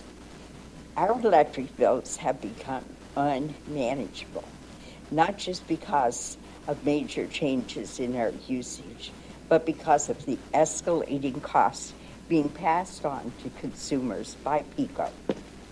On February 12th of 2026, our electric bill for a home less than 2,000 square feet was $814.14. They're unmanageable. Our usage, however, when we checked and compared it to a year ago, was only 51 kilowatt hours higher than the same period in 2025. And also, I might add that this is with a locked-in discounted rate, so it was not UCO's actual rate. As an example, in October, this is how things are escalating and getting out of control. In October of 2025, our electric bill was $148.48, pretty manageable.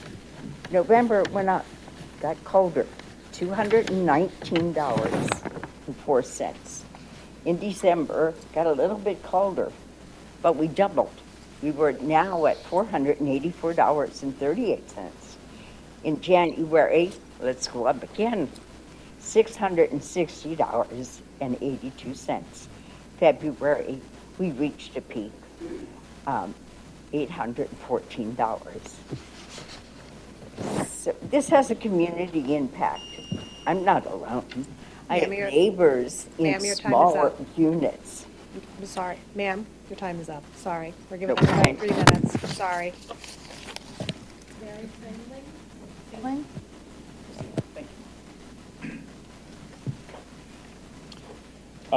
Good morning. My name is Gary Sealing. I live in Ambler Borough, and I'm also here with Power Interfaith. I go to a church in Lansdale, which is called the Renew Community. We've been in participation with Power doing a survey on justice issues that affect people in our congregation, as well when we're doing this with 2 other congregations in our area. And to my surprise, the second highest issue on the list has been this topic around data centers. It's essentially tied with people's concerns about caring for their elderly relatives, which I think is basically a ubiquitous topic. Second, I also have a kind of a unique vantage point on this. Vocationally, I'm a software engineer for a life sciences company in the area.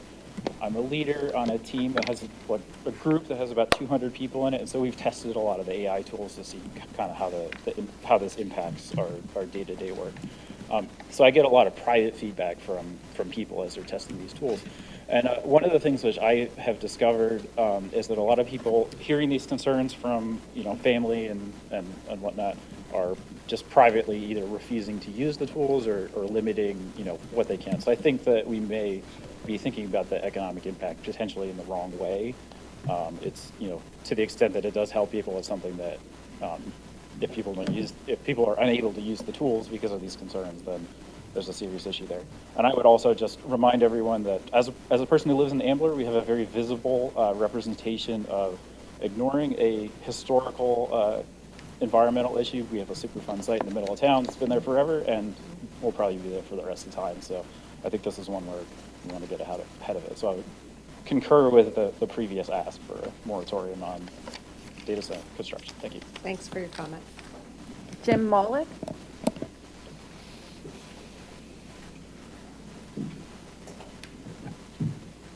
Hi, Jim. Go ahead. Can I hand this to you? Sure. Oh, thank you. Sure. Yep, gotcha.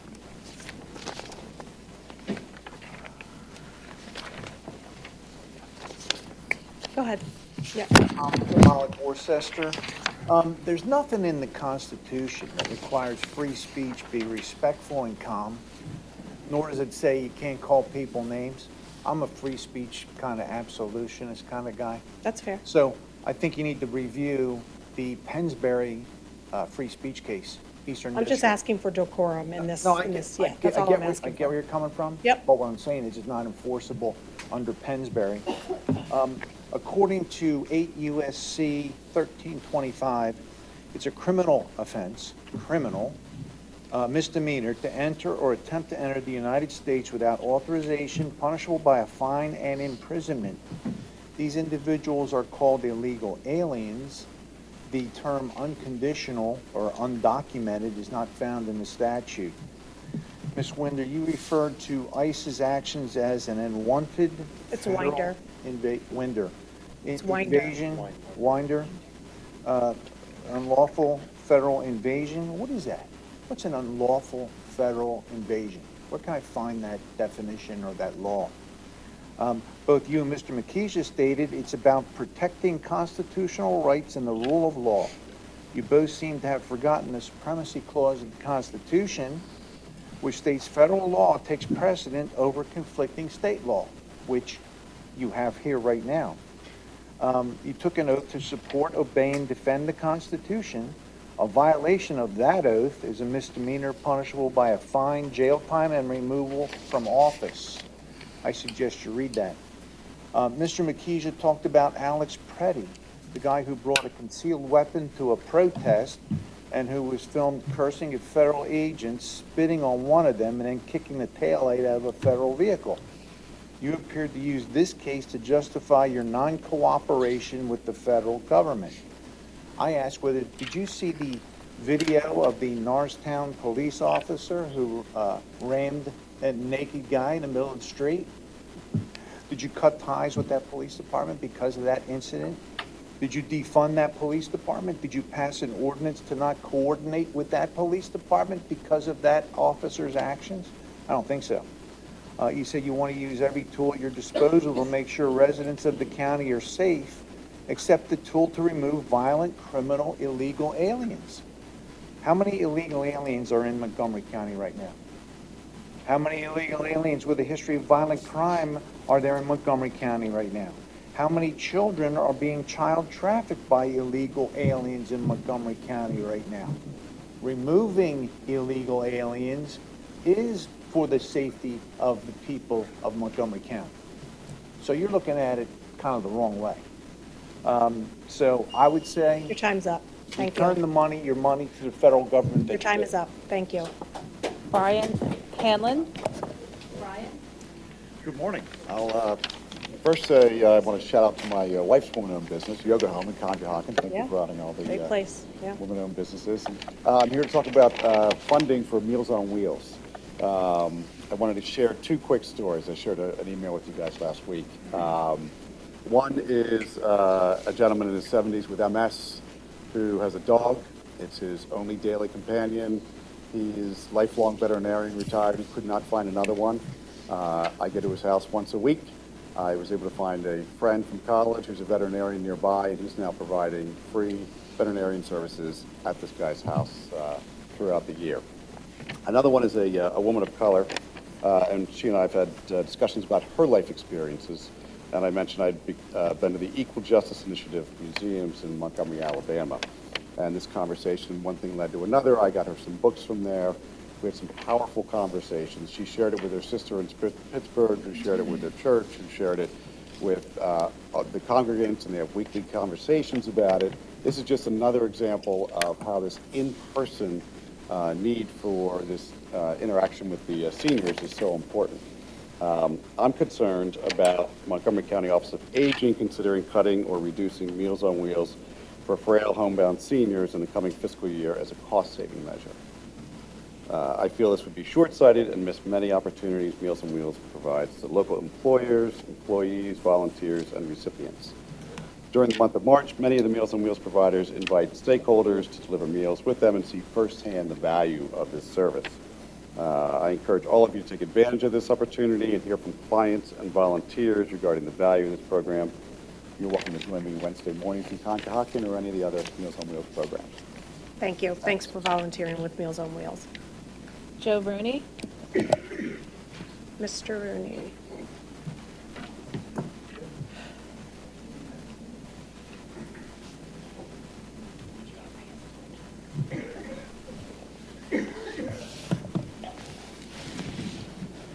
Hi, Joe Rooney in Ardsley.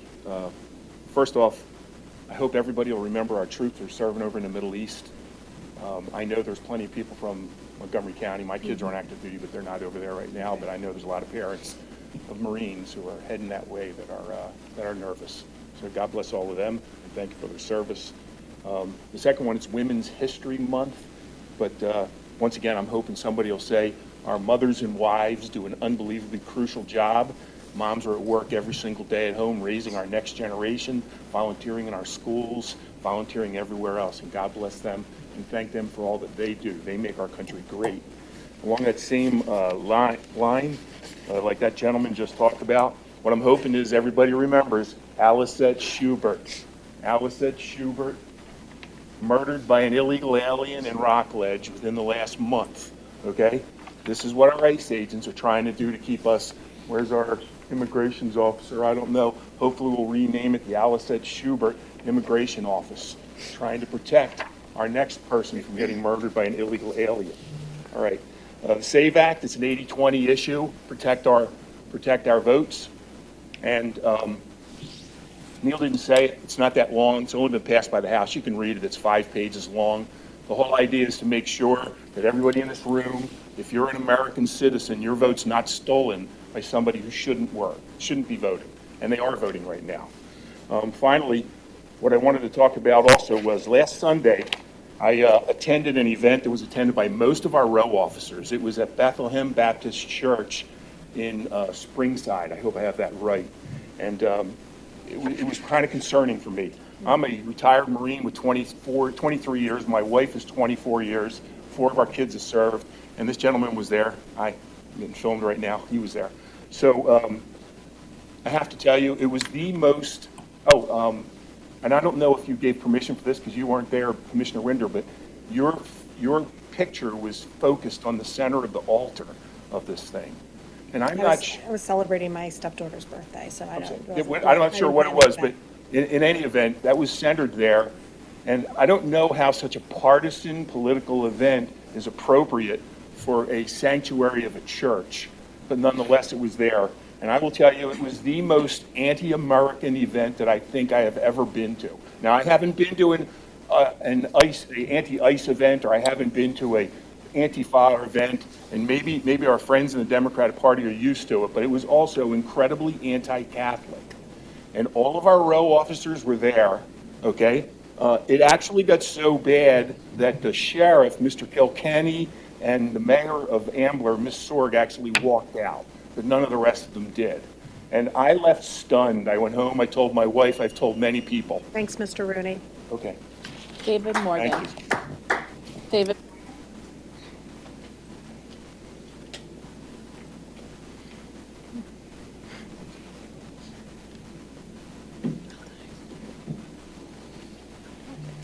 David Morgan of Ambler.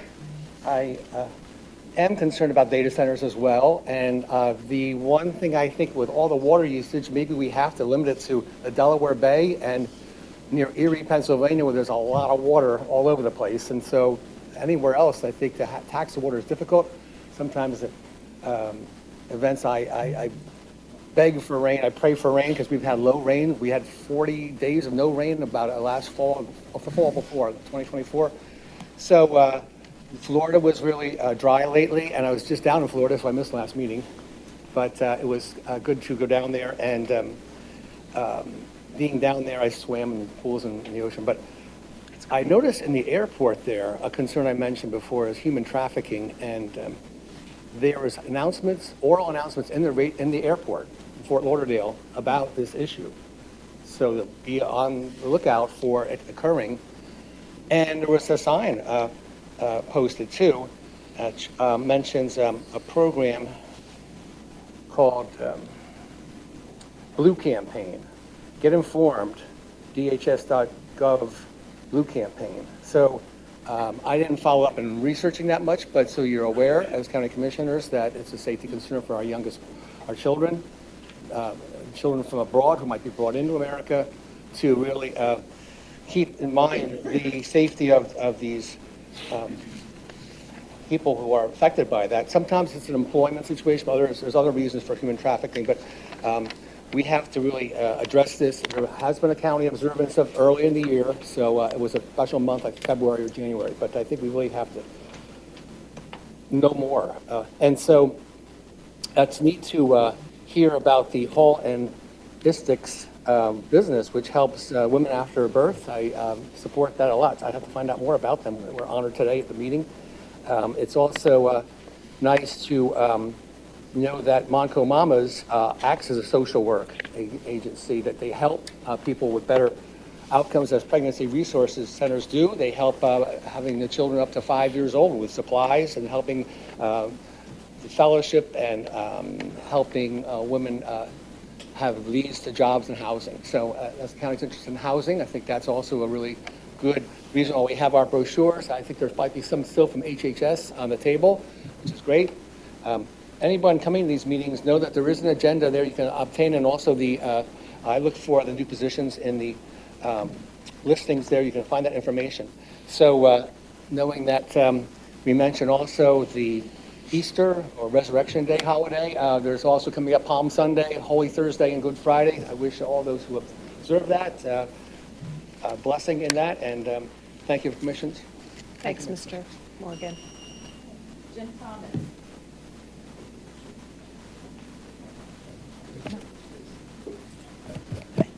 Hi, Jim. Hey, thanks very much for having me. Jim Thomas from Gwinnett. And first of all, this data center issue is very important. And we may need to rethink how we do the data centers. We may be able to have small computer systems put in our fireplaces where these data companies heat our houses for us. We may need to have small data center things that use our water instead of hot water heaters, to heat our water, and thereby providing internet for the individual people.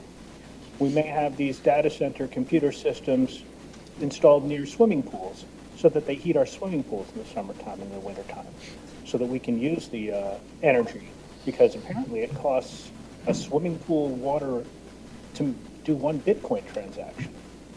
We really have to be cognizant of what's going on, and we may have to charge them if they're not providing services for us with this data center electricity and water requirement.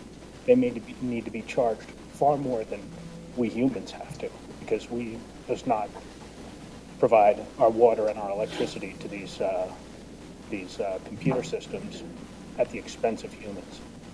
I also wanted to, so that's the that's the data center issue. Let's make it favorable for the individuals, especially in the rural counties. We have places that they don't have internet. Bring internet when they put these data center pieces in the fireplace of the elderly person living in the rural area, so that they can have internet as well. I wanted to make you aware, you're talking about COVID and things like that. I wanted to make you aware, I'm a former military officer, and I had to deal with infectious disease. I have in my hand a pill packet of 6 pills called nitazoxanide, trade name Alinea. These pills sell for $2 in foreign countries, and they stop the replication of measles, flu, Marburg, Ebola, smallpox. We have the medication that can be used for early treatment. $2 in foreign countries. In the United States, $1,200 for these 6 pills. You might be able to get it with insurance for $200. This is listed in Wikipedia as the broad-spectrum antiviral. This is important information. I just thought I'd come back here and let you know, and I'm working through the healthcare systems, the Health and Human Services in Pennsylvania and throughout the United States, to try to make sure that people are aware that there are alternatives. Thank you very much. Thank you for your comment. That's all right. That's it for public comment. Okay. I'm on early dismissal pickup today, Okay. so What time you we're got, making Lee? good time. 12:20 is the pickup, so. All right, next meeting is April 9th at 10 a.m. In the boardroom. Any closing commissioner comments? I just have 2 quick ones. Go ahead. Go ahead. I didn't want to cut you off. Just pick, yeah. whenever you Okay. go.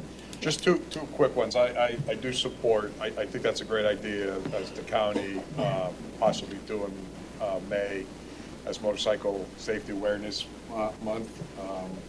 I recommend that we at least look into that, as you said. The reason I think May is a good month is because most motorcycles are off the roads through the late fall, winter months, and so people generally forget about motorcycle riders, and then in the springtime, you start to see more and more of them on the road, and that's when you see more accidents occurring, where you have vehicles hitting motorcycles. So I think anything that we can do to help support safety awareness around motorcycles would be a good thing. And then also, I do want to get more information about the understanding about the Meals on Wheels. I've been getting several phone calls in like the last week or two regarding that as well, so I want to really understand that a little bit further. And then finally, I want to recommend, as I mentioned, I think that as we are going into 2027 budget season, as well as we're looking at bringing in a new CFO, and we're also working on having other options available over the next month or two, backfilling or dealing with the county not having a CFO in place. I'd like to recommend to the commissioners to consider us putting together an audit team of volunteers. We got a lot of experienced CPA, finance advisors and all that in Montgomery County. Probably some that are extremely experienced and who are retired that would definitely be interested in helping, where we could have them review the budget, even going back a couple of years and making recommendations, to us. I think it will be extremely useful. I think it will be a good avenue for us to consider.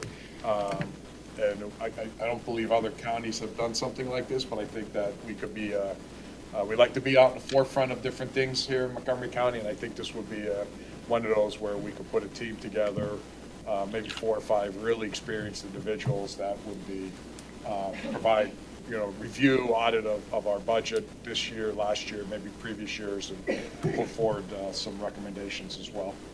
Okay. I know you've raised that, so, Yeah. yep, that's fine. Yeah. Comments? I'm okay, actually. Yeah. Okay. Thank you all for coming. Another productive, good meeting.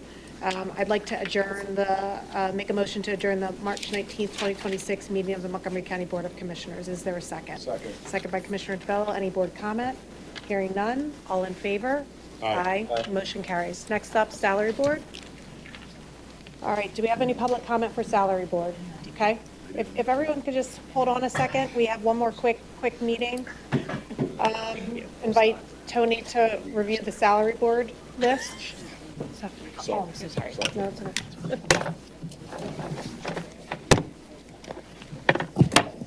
Go ahead. Good morning, members of the Salary Board. You have in front of you the final copy of the Salary Board list. It's a 4-page document dated March 18, 2026. The timestamp at 10:02 a.m. All positions have been reviewed and accounted for your consideration. Okay. So I just want to make, I'd like to make a motion to approve the March 19th Salary Board presentation as given by Mr. Tony Brew. Is there a second? Second. Second by Commissioner DeBello. Before we move to a vote, I want to wish Vince from our finance department. He's not here. I don't see him anywhere. He's retiring, and I want to wish him a happy and restful retirement. He's been our Deputy Director of Finance. He's served the county for 45 years. So I just want to commend him for all of his years of public service. And I think our colleagues put together a short video that we're going to show, and hopefully it's short, although we love Vince, to play on the screen. Are we ready for that?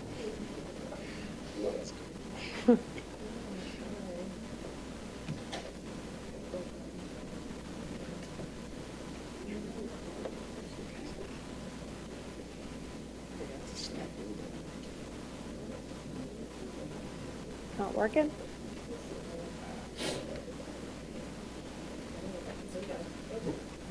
There it was.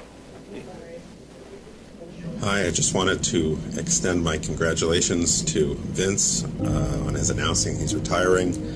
There's no question that the work we were able to do at the county would not have been possible without Vince's vast knowledge, understanding of the system, and willingness to really work to teach me all the things I would need to do the job that I was able to do at the county. I know he will be missed by the county and will definitely not be the same without him, and really appreciate all the great work he did and all the things he taught me my time there. Good luck, Vince. And sorry I couldn't make it today. Work had me tied up, but I did put together some remarks that I wanted to read to you. And I know we're still going to see each other in person, so can't do this off the top of my head. I'm going to read this to you, and then we'll catch up later. So Vince, as you step into retirement, I wanted to take a moment to share how much I've appreciated working with you over the years. I know I am speaking for many in the county family in saying how much your presence has meant to all of us. Many people don't realize you started your career when you could buy a cup of coffee for 50 cents. The average house price was $66,000, and a six-pack of Heineken cost $3.50. That's over 45 years ago. It's okay, just relax. I know it's hard to believe that you're retiring and you have to pay $4 for a good cup of coffee. Working with you has been one of those positive experiences where someone's professionalism, integrity, and generosity all come together in a way that inspires everyone around them. You've been a trusted resource and a great person to work with, qualities that are not only respected but deeply appreciated, particularly by me. It's impossible to express the full impact you had at the county. So much of what makes a workplace function well happens quietly and consistently. And you've been the one behind so many of those moments solving problems before they became problems, sharing your experience without hesitation and offering guidance in a way that always has been supportive. You've built long-lasting relationships, helped reshape the county finance processes, and left a mark on the organization that will continue long after you retire. With 45 years in the county, I know retirement marks a big transition for you. And while everyone will miss you in the organization, I'm also really happy for you. You've earned this time to shift gears, slow down a bit, and spend more time with your grandchildren, and extend that long list of world cruises. I don't know many people that have been on over 100 cruises in a lifetime. Please know your contributions won't be forgotten, and neither will the person behind them. You've been someone people rely on not only because they had to, but because they wanted to. That's a rare legacy, and one you should be incredibly proud of. Megan has me on the clock here, so I will sign off with this final thought. Thank you for everything you've done for the county and for the way you've done it. Please stay in touch. We can grab a cheesesteak for lunch anytime. I truly wish you the very best as you step into this well-earned chapter of your life. Take care, buddy.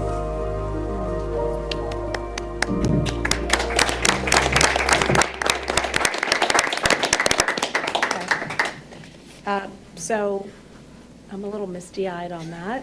How do you follow that up? I know. That's hard. I hope you all do something like that for me when I retire. I have a little more time. All right, moving to a vote. All in favor? Aye.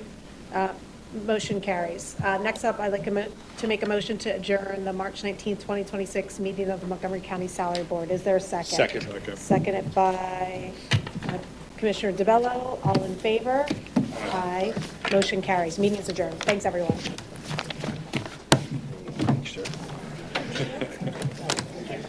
I got to pick up my son. Sorry. That's all right. You can have your opinion.